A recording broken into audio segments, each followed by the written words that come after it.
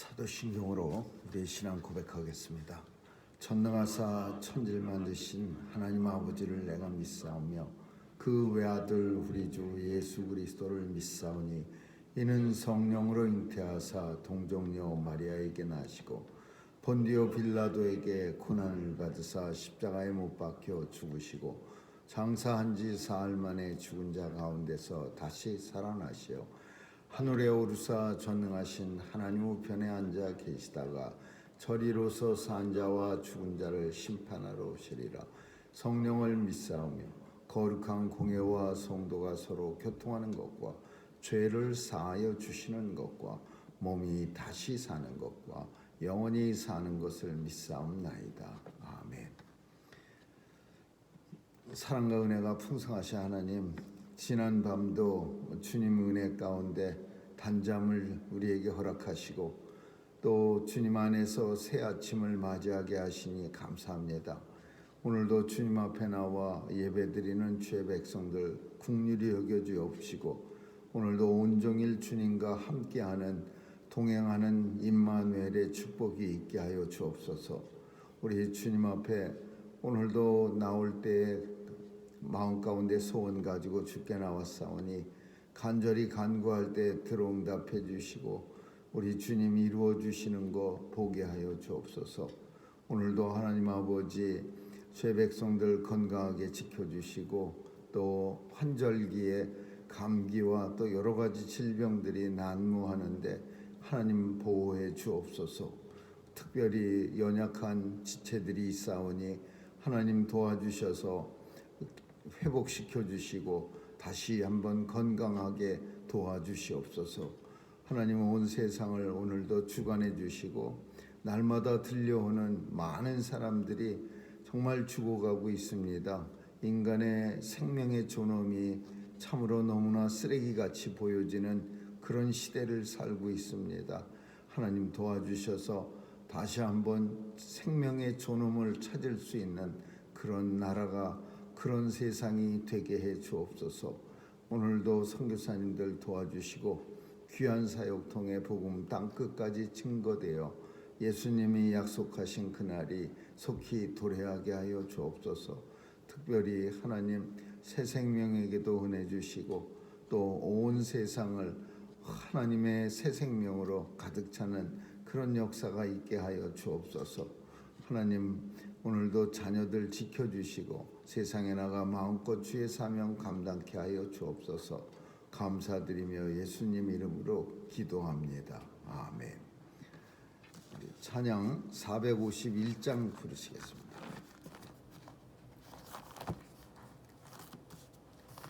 (451장입니다)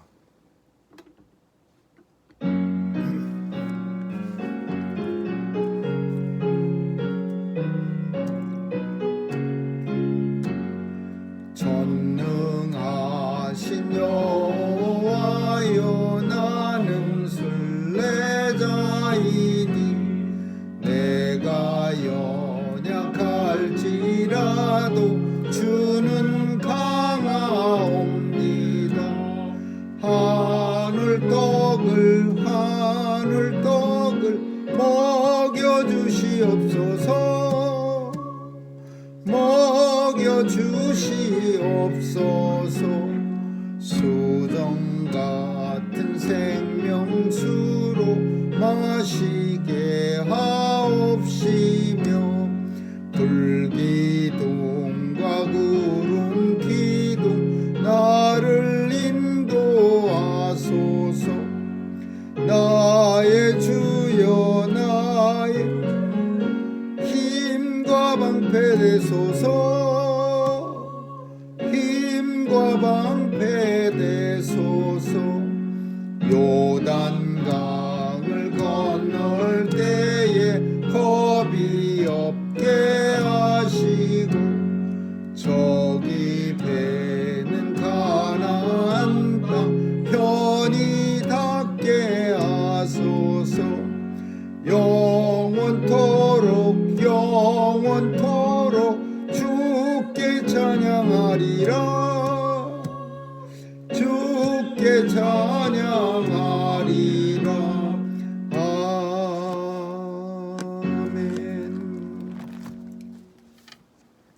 하나님 말씀은 창세기 5장 보겠습니다.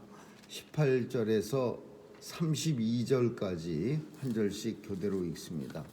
창세기 5장 18절입니다.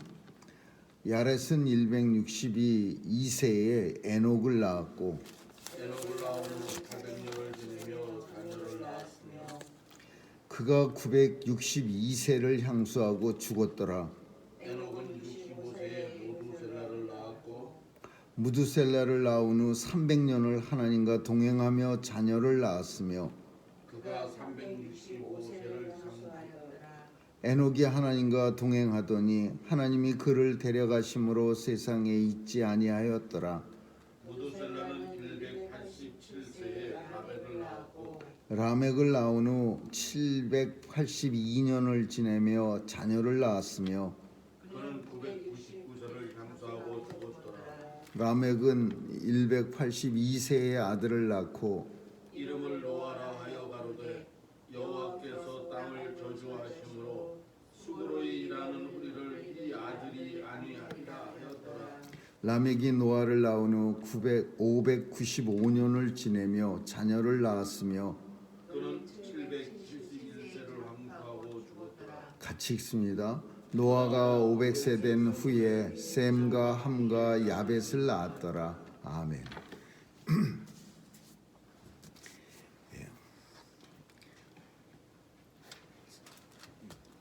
사람이 아주 훌륭한 기술자가 뭐를 만들었을 때는, 그리고 뭐를 고치고 뭐를 만들고 그러면은 다른 사람이 봐도 참 매끄럽고 참 누가 보더라도 잘 된 것을 우리가 알 수 있습니다.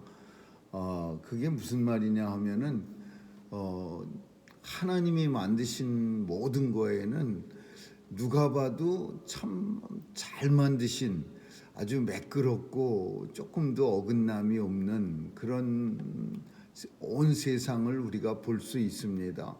봄도 여름도 가을도 겨울도 이렇게 계절도 착착 바뀌어가고 또 시간도 잘 지나가고 하나도 우리가 이 하나님이 만드신 것에는 뭔가 어긋나는 부자연스러운 게 없습니다. 근데 우리가 세상에 살면서 정말 부자연스러운 게 뭐냐 하면은 그것이 죽음입니다. 죽음은 정말 인간이 받아들일 때 하나님이 만드신 거라고 볼 수 없을 만큼 사람들이 부자연스럽게 죽음을 받아들입니다. 아무리 맨날 사람들의 그 죽음으로 인해서 뭐 장사를 지내는 그런 직업을 가진 사람도 죽음 앞에서는 그렇게 자연스럽지 못합니다. 매일 하루에도 여러 명씩 죽음을 보면서도 죽음 앞에서는 불편해지는 게 인간의 모습이야. 이게 왜 이러냐 하면은 이 죽음은 하나님이 만드신 게 아닙니다. 이거는 하나님이 벌을 주신 거예요. 선악을 알게 하는 나무의 실과를 따먹은, 그걸 먹어서 죽었다 그렇게가 아니라 그걸 먹어서 하나님 그랬다. 하나님 말씀을 거슬렸다, 듣지 않았다라는 거예요. 범죄라고 하는 거는, 죄라고 하는 거는요, 화살을 이렇게 쏠 때 그 관역이 이렇게 벗어나는 게 범죄입니다. 하나님께서 분명히 아주 단호한 어조로 정령 죽으리라 그랬는데 그걸 왜 먹습니까? 사탄의 유혹이 아무리 심각해도 사탄을 말씀으로 물리쳐야죠. 예수님처럼 광야에 예수님 시험 받을 때 3번이나 시험 받습니다. 예수님도 똑같아요. 근데 그때마다 하나님의 말씀을 가지고 예수님은 사탄을 물리칩니다. 우리 인생도 마찬가지로 물리쳐야죠. 하나님이 말씀하시기를 동산의 모든 실과는 내가 먹을 수 있으나 동산 중앙 가운데 있는 선악을 알게 하는 나무의 실과는 절대 먹지 말라 했습니다. 그것을 먹는 날에는 정령 죽으리라. 그렇게 말씀해서 나는 못 먹습니다. 이렇게 말했어야 되는 거야. 근데 그거를 갖다가 하나님 앞에 범죄하고 결국은 죽음이라고 하는 죄에 대한 책임을 우리가 가지게 됐어요. 그게 죽음이요. 그래서 사람들은 지금까지 역사 속에서 오랫동안이지만은 죽음을 불편해합니다. 너무 일찍 죽는 사람도 보면은 그거 당연히 하나님이 불러가셨으면은 일찍 죽으면 좋아해야 되는 게 원칙인데 일찍 죽는 걸 보고 좋아하며 축하할 사람이 누가 있습니까? 또 오래 살았다고 해서 죽었다고 해서 살 만큼 살았네 그러면서 좋아할 사람은 또 누가 있겠어요? 이 세상의 모든 것이 하나님 만드신 거는 참 보기에 물 흐르듯이 미끈한데 딱 한 가지 인생살이 속에서 제일 불편한 모습은 죽음이에요. 그래서 사람들이 비참하게 살다가 아주 초라하고 가난하게 살다 죽어도 너무 불쌍한 거고, 또 많이 가지고 살다가 그거 한 푼도 못 쓰고 결국은 다 놓고 가는 것도 보면은 불쌍한 거고, 그래서 죽음은 굉장히 우리 인생들을 불편하게 만들고, 이 죽음은 원래 하나님이 계획이 아니었다라는 것을 오늘 본문이 우리에게 보여줍니다. 카인의 후회를 4장에서는 길게 씁니다. 그리고 카인의 후회 중에서 특별히 걸출한 사람이 있었는데 그게 라멕이야. 이 라멕이라고 하는 사람은 일단 하나님이 만드신 결혼 제도를 깨버리고 다처제 여러 부인을 두고, 또 하나님이 만드신 법을 깨서 사람을 마구잡이로 죽이고, 또 그 사람 죽인 거를 부인한테 자랑까지 합니다. 나를 갖다가 건드려서 내가 그냥 사람을 때려 죽였고, 나를 상하게 해서 내가 누구를 죽였고, 이런 한심한, 그럼에도 불구하고 카인의 후예들은 아주 특별한 재주들이 있어갖고 음악도 시작하고 농경도 시작하고 목축도 시작하고 또 철기도 다스리는 그런 문명도 꽃피웠어요. 그게 세상이라는 거야. 그게 세상. 카인의 후예들이 세운 게 세상이야. 근데 이제 그 세상과 성경은 두 세력이 있다 그랬어요. 그래서 책 중에는 아주 오래된 그런 신앙 고전 중에는 투쓰리 두 개의 도성 이런 게 있습니다. 하나님, 이 세상에 존재하는 하나님 나라와 그리고 사탄의 세계, 세상이라고 불리는 사탄의 세계, 이 두 세계가 아담과 하와 때부터 부닥치면서 사는 거예요. 언제까지? 주님 다시 오셔서 사탄을 무저갱에 가둘 때까지. 근데 오늘 본문은 이제 하나님께서 아벨이라고 하는 원래 하나님의 자녀, 하나님의 계보를 이 땅에 보냈는데 아직 그 꽃도 못 피우는 나이에 이 카인이 아주 땡강 잘라버립니다. 죽여버려요. 그러니까 하나님께서 하나님의 계보를 다시 주시는데 그게 이제 셋이야. 셋을 줘서 그 셋의 자녀들이 하나님 나라 계보를, 세상의 계보, 사탄의 계보를 이어가는 카인과 하나님 나라를 이어가는 셋의 계보를, 지금 5장에서는 셋의 계보를 쭉 얘기하는데 거기서 우리가 주목해야 될 거는 이 계보의 이름들이 카인의 후예들하고 이렇게 많이 같습니다. 왜냐하면 어쩌면은 그 당시에도 오늘날처럼 이름 짓는 데에 좀 이름들이 넉넉하지 않아서 사람들이 서로 이렇게 부닥쳐서 같은 이름을 지은 것 같아요. 에녹이라는 이름은 카인의 후예도 있고, 또 에녹은 우리가 잘 아는 그 본문 속에 죽음을 보지 않은 사람이 있어요. 그리고 라멕이라는 이름도 마찬가지야. 그래서 서로 이름이 두 후예의 이름들이 같습니다. 그래갖고서 혼돈될 수도 있어요. 오늘 셋의 계보 중에서 우리가 쭉 읽지 않았습니다. 1절서부터 만약에 읽었으면은 우리는 제일 많이 읽은 동사가 뭐냐면 죽었더라라는 거예요. 죽었더라. 5장 1절서부터 계속 내려오면서 우리는 죽었더라 죽었더라 계속 죽었더라라는 말을 반복할 수밖에 없어요. 왜냐하면 인생은 죽었더라의 역사예요. 뭐 대단한 역사가 아니라 누가 죽었더라, 결국은 죽었더라로 끝나는 게 인생의 역사. 성경 속에 나오는 훌륭한 사람도 다 죽었더라, 그리고 그 역사가 끝나는 거예요. 그래서 죽었더라의 역사, 이게 인생이 맞이한 역사예요.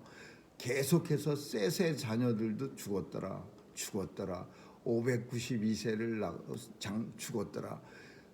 제일 오래 산 성경 속의 사람이 무두셀라입니다. 그래서 무두셀라는 969세예요.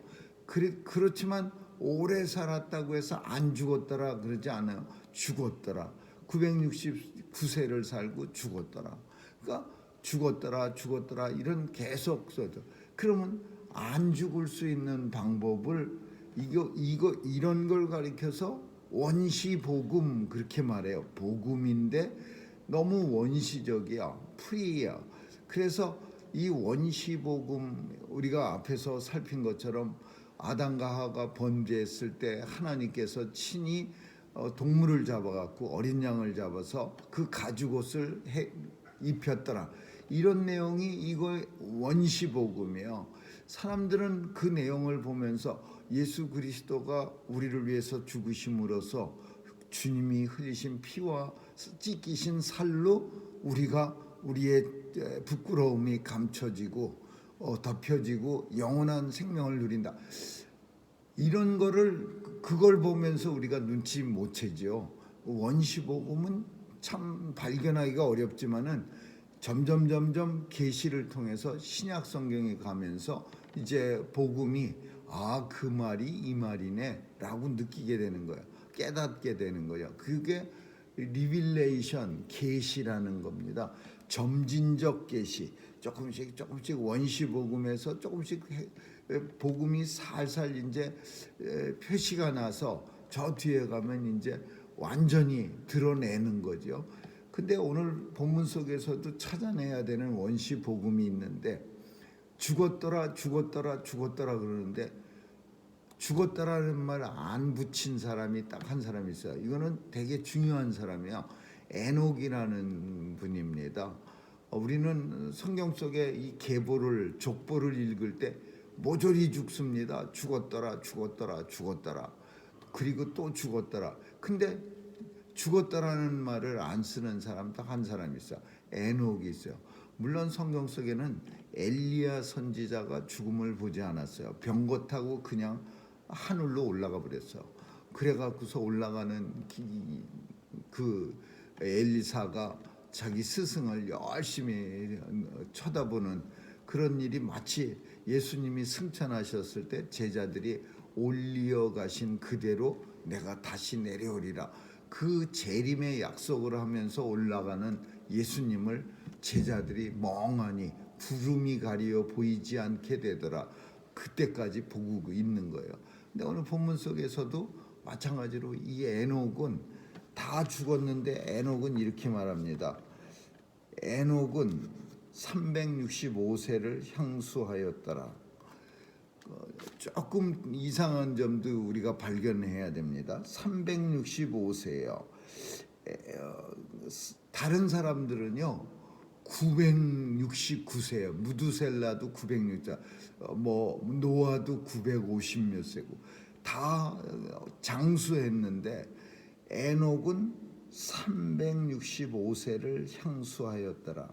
그리고 에녹은 하나님과 동행하더니 하나님이 그를 데려가심으로 세상에 있지 아니하였더라.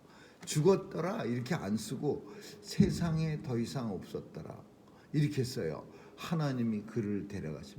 그래서 이 우리가 죽었더라로 끝나지 않고 어떻게 하면은 하나님이 데려가셔서 세상에서 없어지는지, 이거의 방법을 우리는 본문 속에서 찾아내야 돼요.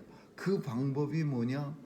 하나님과 동행하였더니, 하나님과 동행해서 에녹이 하나님과 동행하니까 하나님이 그를 데려가셔서 세상에 더 이상 있지 아니하였더라.